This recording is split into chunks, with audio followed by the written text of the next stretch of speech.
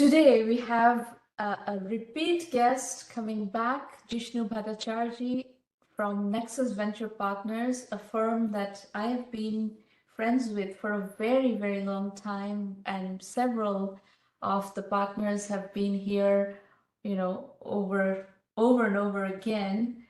And the founder of Nexus was a very, very close friend of mine who passed away in 2021, kind of suddenly and unexpectedly, and it really broke our hearts. But Jishnu has continued to lead Nexus, and Nexus is a pioneering firm in the India-US corridor.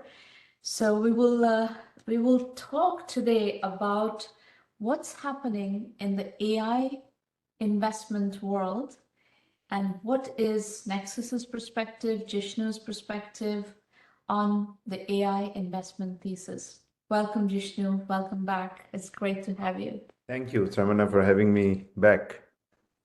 So I know you guys have been investing in AI for a while, actually long before the craze that kind of heated up. So I want to start by asking you not about the investment thesis today, which we'll come to, but I want to ask you to double click down on one of your very successful case studies, which is H2O AI. How did you get involved? How did that company come on your radar? And a bit more about what you've learned by investing in that company before AI became really hot. Yeah, absolutely, Sramana. Thanks for asking. So, you're right. Our AI journey started long ago. Actually, we invested in H2O 2012. So that was before AI was fashionable. Now, if you look at historically 30, 40 years, AI, machine learning have been in the labs. A lot of innovation has been happening on math and science. What was the inflection point at that time, circa 2010, 2012, was the advancement of infrastructure and cloud, which enabled all those science to be computed and run in ways that is meaningful and practical for applications that human beings need for their day-to-day work.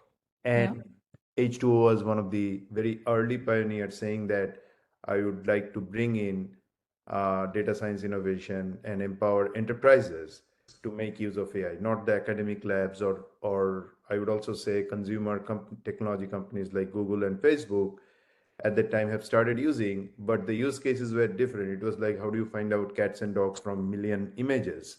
Yeah. That JP Morgan may not care for much. So then the question was, how do you bring those to enterprise? So that was the inspiration, and everything we do, Sramana, hinges on, I would say, unreasonable entrepreneur, crazy entrepreneur who thinks that, hey, the world might think that it's not possible, and there are 10 different reasons to say why it's not possible, but there would be one reason that entrepreneur would see that it's possible. So we were fortunate to meet Sri Satish, and that's how the journey started.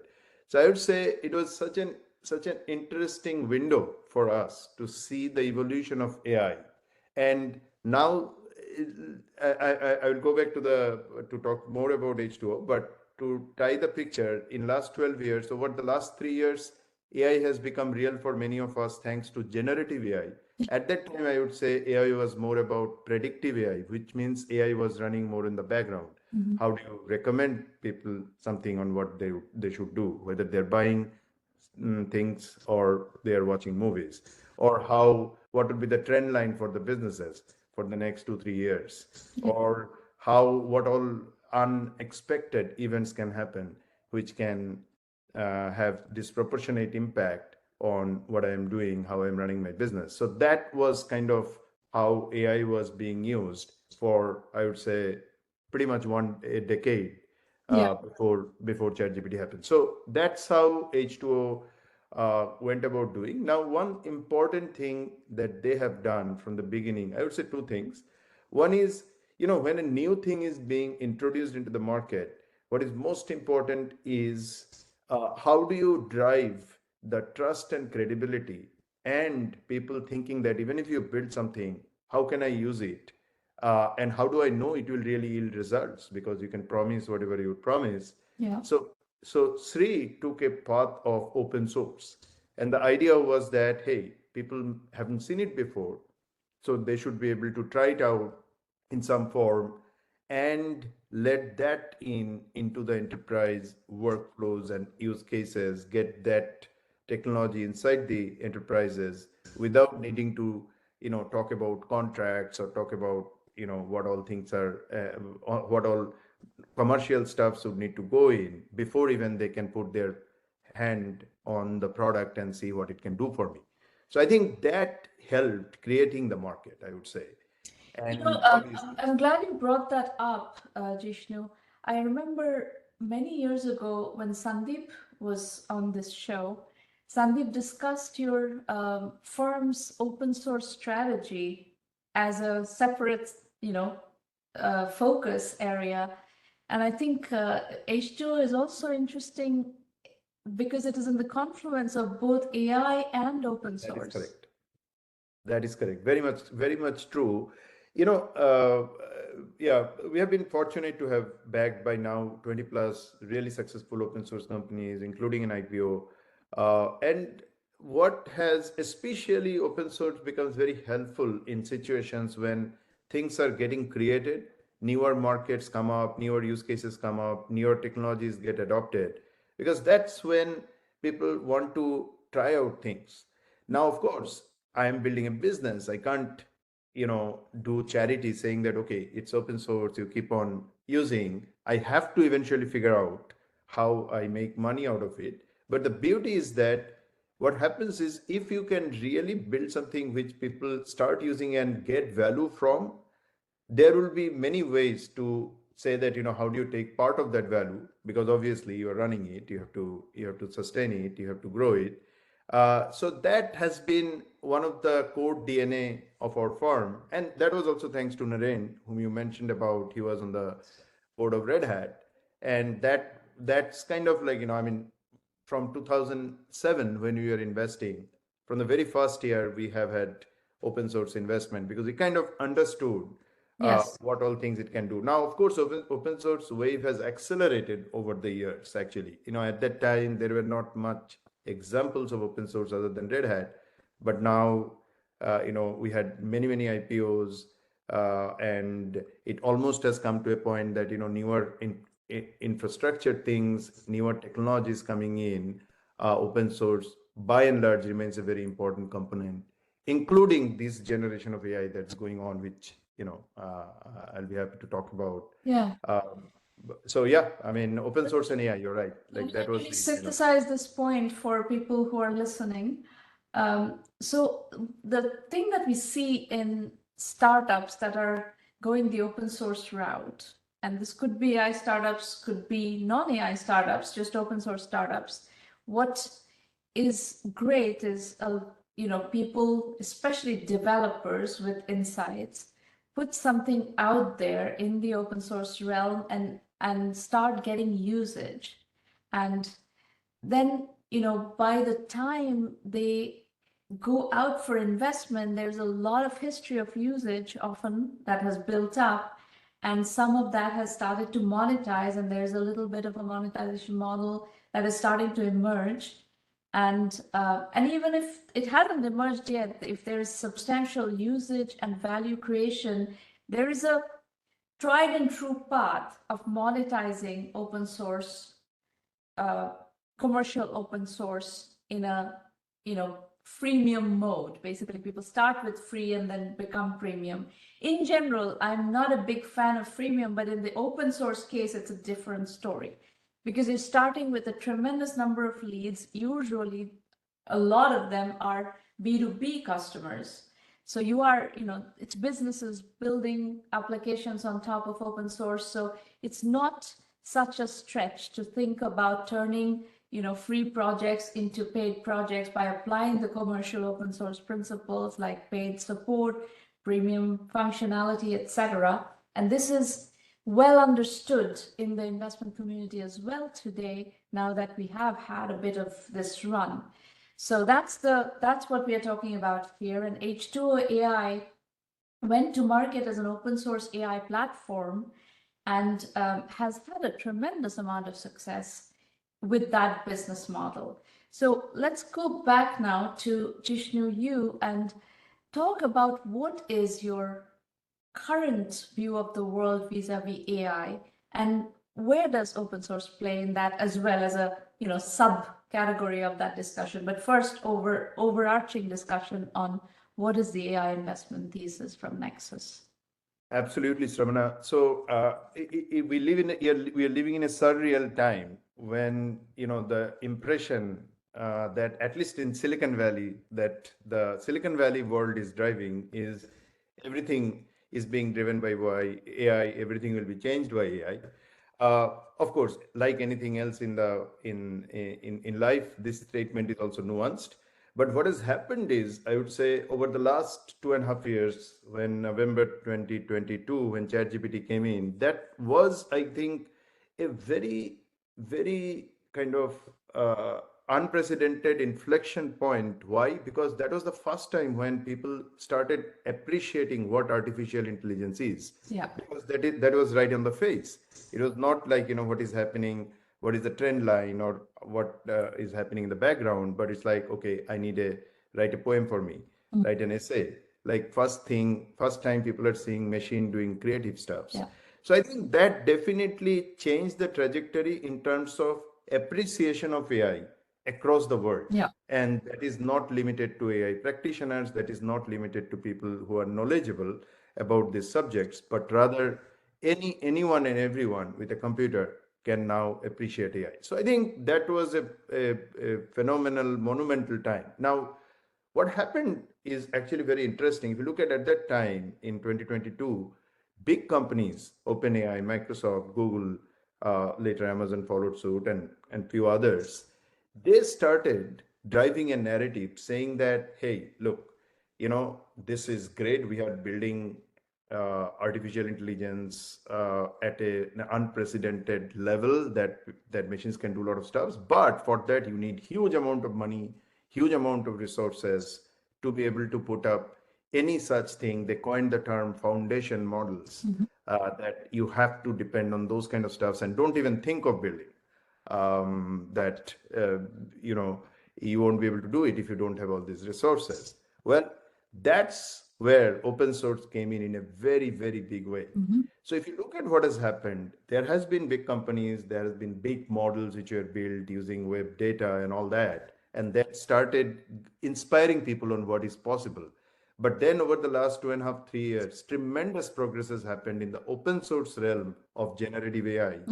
And if you look at today, for many, many things, it is very, very understood and even like, practice that you don't need these such large language models from all these big companies. There are probably thousands of models which have come up, and many of those small, there is a term which has started being coined called SLM, small language models, which are very, very well kind of placed to serve enterprise use cases, task specific jobs to be done and all that. So this all is thanks to open source. That is happening. That has led to citizen innovation. I think OpenAI AI deserves a lot of credit to open up imagination of human mind. Yeah. And the confidence that it can be done. Because before they showed it, I think principles were understood. There were techniques and architectures coming up, but people still didn't have that confidence that it can happen. And then the pace of innovation has been just, unimaginable. And I think because the hype cycle has been so rapid, enterprise buyers, business buyers have made AI a priority now, which was not the case, right? When you started doing H2O, it was not that case. It was much more niche, much more selective, much more difficult to get the buyer attention. And that has completely changed. AI has become one of the top items, budget items in the enterprise IT expenditure. Absolutely. So few things are happening, Samana, in the enterprise world. So obviously, two dimensions. Like anything, I think initial wave was driven by consumer adoption. I mean, all the consumer companies we know started adopting AI heavily, and they are rolling it out either as part of their products or separate product lines Yeah.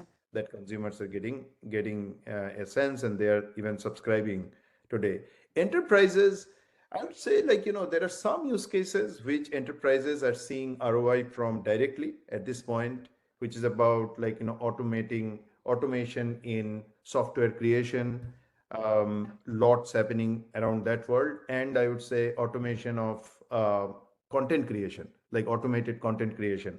And people are seeing and getting some value. But by and large, the going back to the hype cycle, there is actually a lot of questions. Like, enterprises are spending money, but that's very much coming from, at least majority of that, from innovation budget and experimental budget. The sustained applications and use cases which will give them value, uh, people are still figuring things out. So I think we are still 12 to 18 months out to say that, okay, these are sustainable budget line items, and these will be the applications which will which will be used, and this is the use cases, which people will get most value from. In fact, I would say, along with the hype, there is also another term going on already, is dehyping of AI in the enterprise, because there is so much things. In fact, the enterprise executives are almost getting overwhelmed, They're overwhelmed. saying that, what they will do, what they will not do. And there is also a lot of FOMO being driven. I mean, thanks to Of course. the marketing horsepower of corporate technology, corporate world, that people feel that, oh, if I'm not investing in AI today, my competence, my competitive edge will go down. But they don't quite know what to invest. If you look at, like, of course, as it happens, initial wave of investments are going on in the infrastructure side of AI. That, okay, for this AI you need different computing units. At this point, it's mostly GPUs, and people are investing a lot on that. But proportionately, they haven't yet figured out, okay, these investments are good. I can tell myself, okay, I'm doing something here, but what are the use cases that will emerge? There are signs that it is going in the right direction. The timing is not clear, and as it happens, I mean, the investment world goes very excited, and which has happened in every cycle, is like people are imagining and people are investing upfront because they feel that, we can't wait till next 2 years when things get really clear. We have to preempt it and try things out, right? So that is driving huge amount of enthusiasm, and I would say, even in some cases, very hyped up irrational valuations. Yeah. Kind of what we saw in 2021, at least in select AI cases, AI companies we are getting to see. Yeah, So that's kind absolutely. of the situation.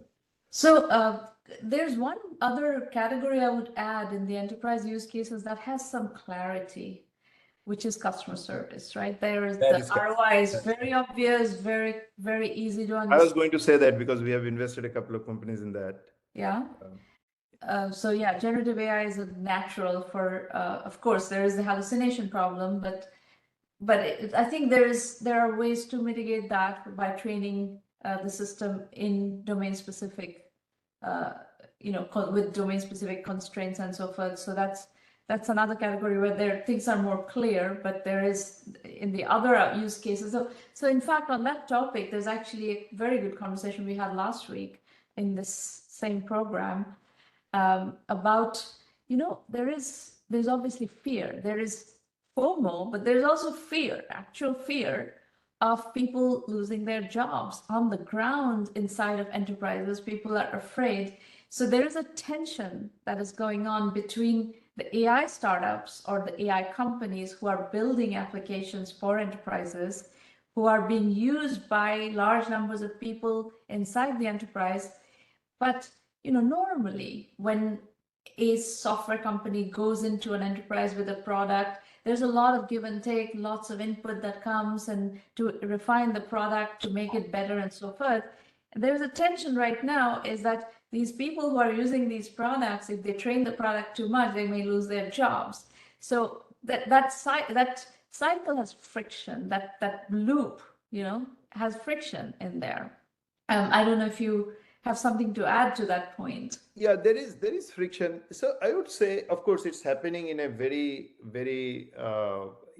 much 10x scaled up way. But this actually is a case whenever any technology wave happens. We see that certain kinds of jobs are getting less important, but many more jobs are getting created.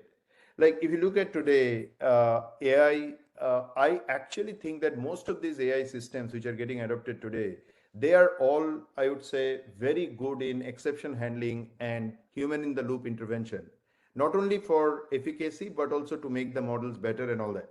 So, for example, a class of job category which was not there before is coming up, which is called prompt specialists or prompt engineers, right? I mean, what is that term? Nobody knew. It's kind of like, 30 years ago when database administrators, DBAs or database specialists started coming up, right? So you will probably see lot of different kinds of jobs which will come up. Like many of the services companies are taking up jobs today, which are known as AI ethics monitoring, AI jobs monitoring.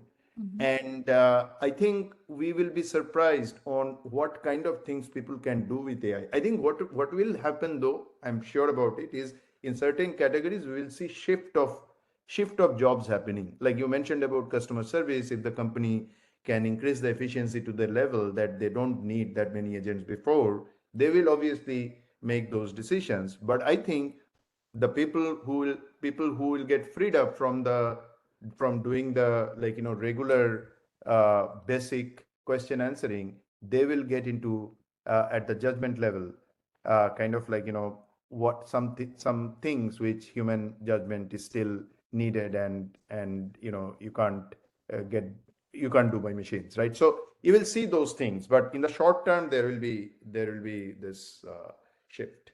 I think it would depend on what time scale are we talking about, because inside the enterprise there are whatever application that you bring in, whether it's non-AI or AI, now everything is kind of in the AI domain. There are three things to consider. There's domain specific understanding of what's happening in that enterprise, and that includes domain specific vocabulary, domain specific workflow, and then domain specific API integration. So when all three of those converge, there is actually room for real automation, not just augmentation, real automation. And that we haven't started seeing yet at scale. We've started seeing a little bit of it. We haven't started seeing it. I have, as you know, I have been covering AI startups for a long time, much longer than this OpenAI hype. So we have seen companies. There's a company called Precision Lending that we covered many years ago. It was acquired, had a very bootstrap company that had a very strong acquisition. It's in the fintech domain, and they're really automated. I mean, thousands of people could be replaced with their software. It was an AI agent software in financial services. We've seen a company called Icera, which is a wonderful customer support company that is actually doing really, really complex, real automation, not just augmentation. And I think that it's that augmentation versus automation tension that right now exists, but it will, no matter what, as time goes by, that is going to mature, and augmentation is going to mature into automation, and no amount of prompt engineering jobs is going to mitigate for the job loss that is going to happen. That is true. That is true. Like like the companies that you said, I'm on the board of Observe AI, and exactly that's what a lot of things they're doing. There is a company called Neuron 7, again in customer service area, and they are reducing they are in the field service agents. Like if you have to serve an MRI machine, you don't need the best of the technician to go and serve it. A lot of things can be done in a self-serve way. Yeah. But I'll tell you, this is what happens when these technology inflection points happen, right? We try to only put the lens on how things have been happening, and on that lens we try to see, oh, previously you need 10 agents, now you will need 4 agents. But I'm sure we'll get surprised what those 6 people can do. Now, what might mean is there is some sort of reskilling and upskilling that would need to happen. Because see, at the end of the day, now, of course, there are also philosophical arguments that can be done on when AGI will come in, artificial general intelligence, and can human beings be replaced? Well, we'll see. But at this point, if we truly look at the transformer architecture, there is a lot of arguments to say that, at the end of the day, it's just a stochastic process of predicting which words comes next, and then there are variations around that. So there is long ways that we can go, and there is a possibility we'll get there. But I do believe that many people who might quote unquote lose their jobs now, there will be a wave of reskilling and upskilling, and they will find out many different kinds of jobs happening even after automation, not necessarily augmentation, because augmentation is inherently is an assumption that they will be doing the same thing in a different way, but now they will probably do something else. But I am of the belief that there will be a lot that human will need to do Well, and can do. one of the use cases of what you started talking about earlier on is this whole coding automation, right? There is a tremendous amount of technology developing that will automate coding. It's a natural application of AI. It's a language. Programming languages are languages. That's what the generative AI does the best. That's really that's where they're at their best. So this is going to go through tremendous automation. So what are millions of software engineers, coders, programmers, developers going to do? And my take on this is this actually opens up huge entrepreneurship opportunities, because now, you can really build lots of stuff with very few people. And you can, if you are of a developer background, if you understand all these tools and technologies, you can really, using the levels of abstraction that exist already. In Silicon Valley language, this is solo billion-dollar companies being created. Like, one can think of one person creating a billion-dollar company. That's in line of what you're saying. That is exactly right. So I think there is great opportunity for innovation at a much larger scale, and this is one of the reasons why we have been all along paying a lot of attention to solo entrepreneurs. Right now, we are paying huge attention to two things, actually: solo entrepreneurs and bootstrapping with a paycheck. There is a tremendous amount of bootstrapping with a paycheck happening inside companies. No, fascinating time. And see, the other thing, I always say, even for the kids, I tell my kids all the time is, as more and more we are getting these fascinating tools and technology and AI is becoming mainstream, I think drive to fundamentals will become even more important. Like, when, previously, let's say 10, 20 years before, when we are growing up, the thinking would be, oh, let's become a Java expert. Let's become, C++ or something, and I will get a job. But now it's about much more fundamentals, because the fact of the matter is, even today, like, if you talk to expert software developers running their team, on one hand they say that AI is giving rise to efficiency, but on the other hand, one can, like, I'm hearing these things that whenever you are dealing with totally automated code creation, the people who are handling those or using those codes, they just don't know the inner workings and fundamentals of what is really going on, right? So you are abstracting everything up, which means when there will be problem, there can be issues. When AI can't solve it, then, you'll have to. So I think drive to fundamentals across subjects, like, whether it is computer science, physics, life sciences, any kind of foundational thinking. I think now there is a lot more you can do, that if you are great in foundational thinking, given that AI is leading you, giving you all these tools, you don't need to do a lot of other kind of frameworks type of stuff. So you can do wonders if you're a clear thinker and your foundation is strong. Yeah, definitely. So now, other than H2O AI, have you invested in any other open source AI companies since? Open source AI. So I would say we have invested 20 plus in AI companies, and many of them are in different stages. Talk about some of them. How are you thinking about what to invest in? How are you selecting them? Do some case studies. Absolutely. So I would say going on what's happening today. Yeah, and very, very true. So I would say two things. One, I will talk about what we are calling AI stack. Yeah. So if you think of the OSI stack, which we have been running in enterprises, equivalent AI stack is coming. And what does it mean? It starts with infrastructure. Now, I would say tomorrow's infrastructure will look very, very different. It's not just putting up the CPUs and servers and the general pipeline and computer architecture which was going on. There is huge amount of innovation that's going on AI compute units, and leading to that, what will be the networking fabric, what will be the storage that is needed. So that's kind of like, one part of it. Up the infrastructure is sitting models, and tremendous amount of activities and innovation happening around models in all different spheres. Over models are sitting what you are calling tooling or orchestration layers, where you have to do certain things with the models. You can't go deep into the science part of it. You have to handle those. So that's where, like, many innovation is going on. And over that is the cream, which is applications. Because ultimately, if we don't create applications which are generating value, then all the other investments are not, won't yield results, right? So what we are focused on, I would say at this point, maybe two core areas. One is on the infrastructural stuffs. I am of the opinion that, if hyperscaler, if AWS or Google Cloud or Azure were starting today, they will look very different. So it's an inflection point for AI native compute architectures and data center innovation. So that's one part of it. The other part is applications that ultimately, like Observe AI, they are offering customer service, as you mentioned.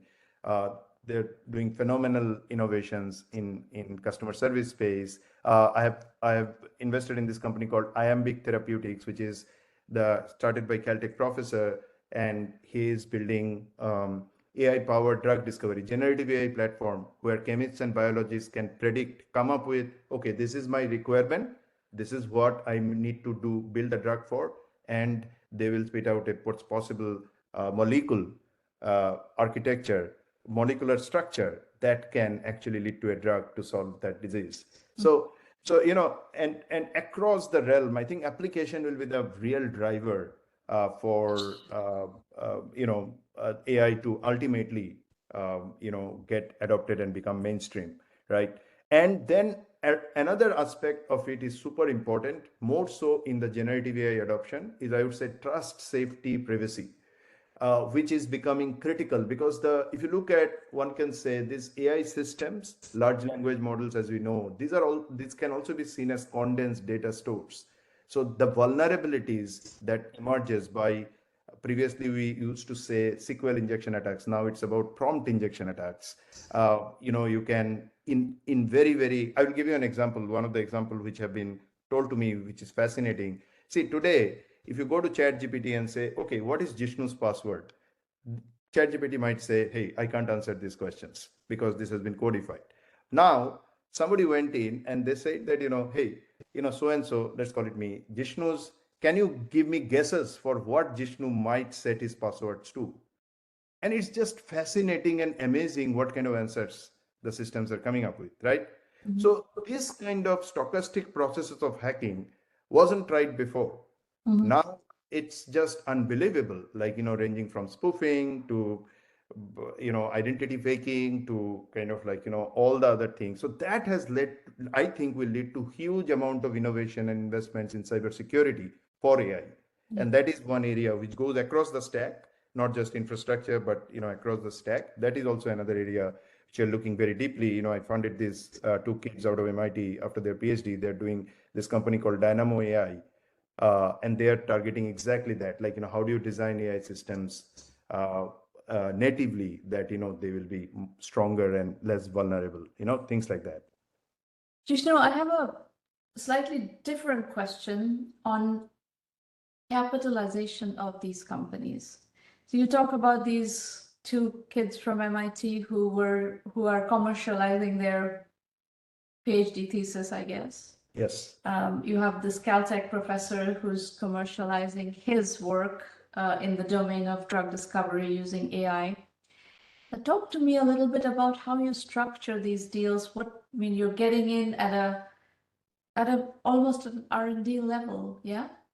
That is correct. And as Nexus, we are early stage investors. We are concentrated investors. So to give you an idea, we are running a $700 million fund, but we won't do more than 25 to 27 companies. And even in those, we want to be the first or second check writer.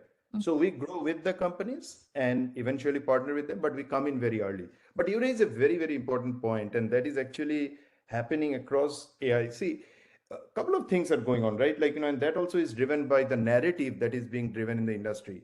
I think today the narrative is you need huge amount of resources even to get started. Previously, if you needed a seed funding of 1 million or 2 million, now that number has become 8 to 10 million. Now, honestly, there is some truth to it depending on what you are really doing. If you need to, focus on your own infrastructure based on whatever application you are doing, if there are some other newer models you are coming up, yes, there is some truth to it. But many cases, actually, the innovation, both in the open source world as well as in the closed source OpenAI and Google world, AWS, and all the other kind of platform work that's going on, it's actually becoming not that difficult to come up with let your imagination fly. So I think the world is actually pouring in a lot of money, I would say, and there is this thing of there is a phrase that you use, oh, let's suck out the oxygen, so that also becomes a competitive mode. Honestly, perpetually we have seen in enterprises capital is never a moat, and I don't think that is going to be any different in the AI world also, because ultimately fundamentals will drive.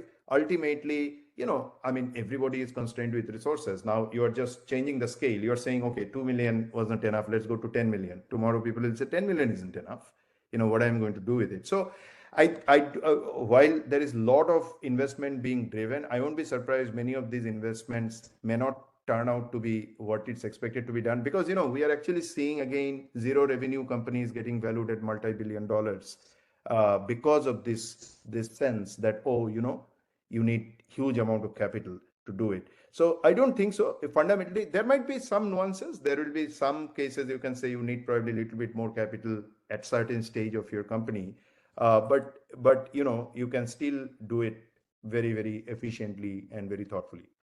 Yeah, and I think the layers of abstractions are really important. The platform as a service model has emerged.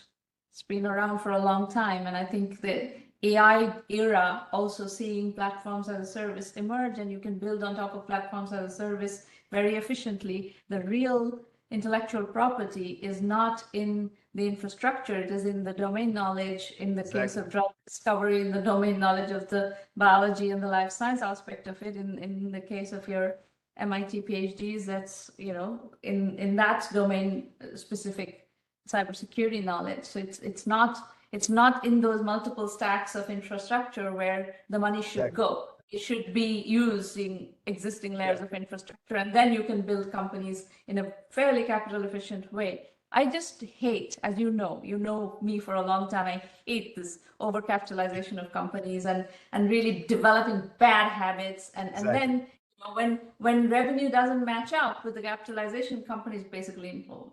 Totally. And there's a lot of that. One thing I have to say, you mentioned very, very interesting thing of how platforms are coming up and what all innovations people can do using the platforms. Now, actually, the nature of platforms are also changing. I'm working with this fascinating company called Postman, and today, we use a line, and which is actually very true in the company, is that every AI in the world, and probably will be true, maybe like canonically true, is that every AI in the world is getting consumed by an API. Yes. Now, if you look at, right, if all those innovation at the foundation level is getting codified into API and it is made available in whatever way, right, then, sky is the limit. For me, if I am having certain domain understanding, some innovation, some creativity, I can do wonders, right? So that way, the platform definitions are also getting spread out, getting disaggregated. It's not that I have to lock myself up into somewhere. I can use many different things as I am putting things up. So lots possible actually without needing to depend on, like, capital is not the only thing. I mean, there is a narrative which is being driven that in AI era, you need a lot of capital. In some cases it's true, in many cases it's not. Yeah, I don't buy that. Okay, so that's a really, really interesting discussion. I'm sure we could continue, but we do have pitches. I know you have to run as well, so we'll continue the conversation as all this develops, and we'll bring you back here. Absolutely. And thank you for doing what you are doing, and really appreciate you having me here. Pleasure. We'll be in touch. Bye. Bye.